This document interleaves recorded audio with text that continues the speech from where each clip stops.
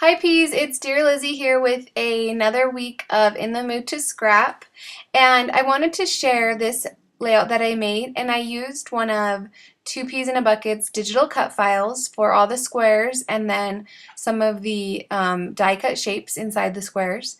And the first part of this video is going to be just a basic walkthrough of how to use the trace tool in Silhouette to cut any digital files that you have. And then the rest is going to be how to make this confetti pocket and some other little bits of the layout.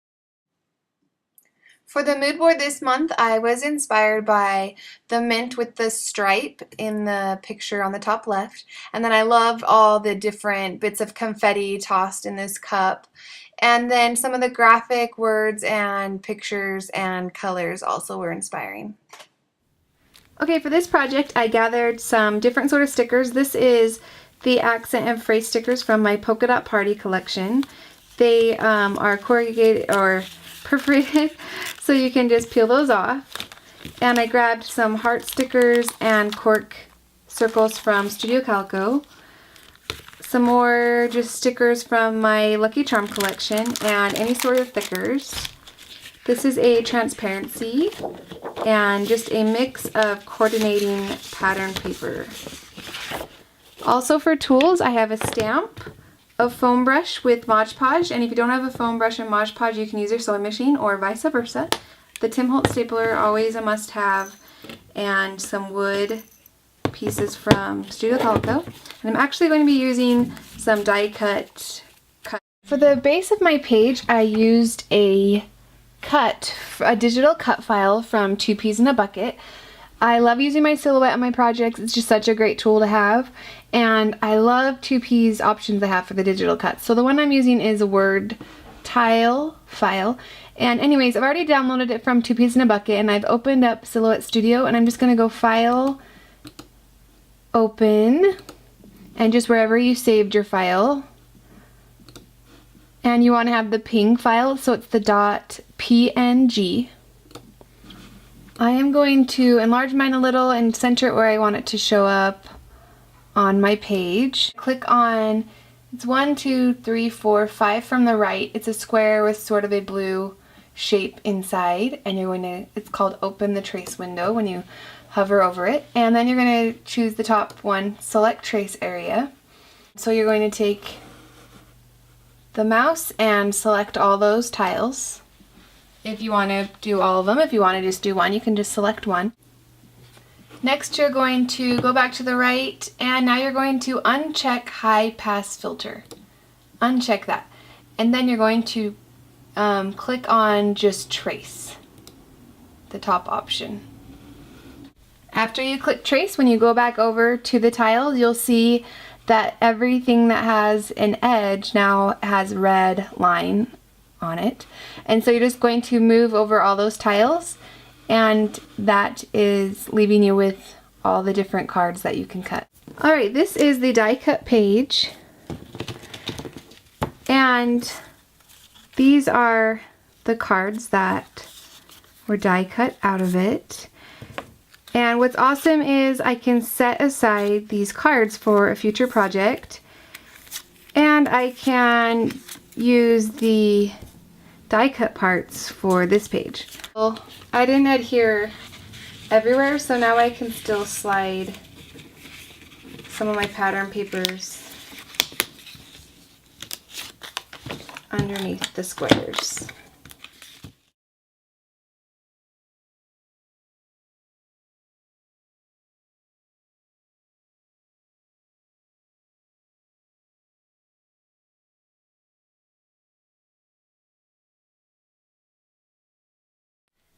For the next square, I am going to show you how I am going to make a little confetti pocket.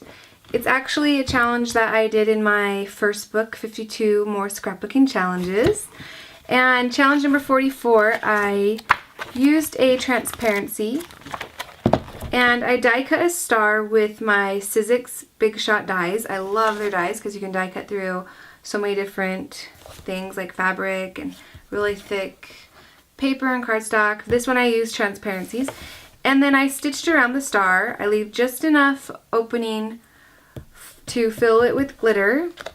And then I made my own little funnel with paper, poured some glitter into the star, and then finished sewing the star so it couldn't come out and get all over the project. So I did that to 3 separate stars. It was just a fun way to add glitter and use something in a different way. So for this one, I am going to sneak this transparency. It's from my new collection, Polka Dot Party. There's these pennant banners all along the transparency. And I'm going to temporarily hold that in place and then sew around the edge. And I went just right inside the die cut shape and the transparency, so I knew for sure I was sewing the transparency. I have this clothespin just inside, one of my glitter clothespins, and I'm just so I have an opening to add some fun things inside. I probably should have left myself a larger opening when I sewed it, but it actually worked fine. Closed off that square, so there is the finished pocket. While I had my sewing machine out, I sewed randomly around the squares. If you don't have a sewing machine, but you want to try making a pocket, this is a mini album I made of a trip to the beach a couple summers ago. And using mostly my Neapolitan collection. But I didn't sew, but I did the same sort of technique here. I cut a piece of pattern paper and then I cut a piece of plastic the same exact size. I actually used thicker packaging, and first you're going to stamp on the pattern paper, and then next you're going to add Mod Podge on the top, the sides, and the bottom.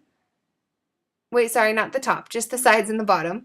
And then you're going to fill the jar just with all sorts of goodies and everything, and then you'll finish gluing the top with the plastic and the paper, and then it's all sealed shut and nothing comes out. So you're able to get the same sort of look if you don't have a sewing machine. I wasn't really liking my handwriting here on the pattern paper. I should have, I don't know, done something different here. So instead I typed out some journaling here on my computer, and I measured how big the squares are and everything, and then I added a piece of washi tape to the pattern paper I wanted to use and attached it to the craft paper. It only had this much left of this color pattern paper, so I used the washi tape to attach it, and then it comes off really nicely. And then I'm going to add that there instead. This feels cleaner and nicer. The first one has the page tab I cut off of the bottom of the pattern paper and added it there, and then a picture with some stars, and the stars are from the original tile that was here from the silhouette cut. And then I have the fox card, this is a sticker from my Polka Dot Party, and then a Studio Calico chipboard heart.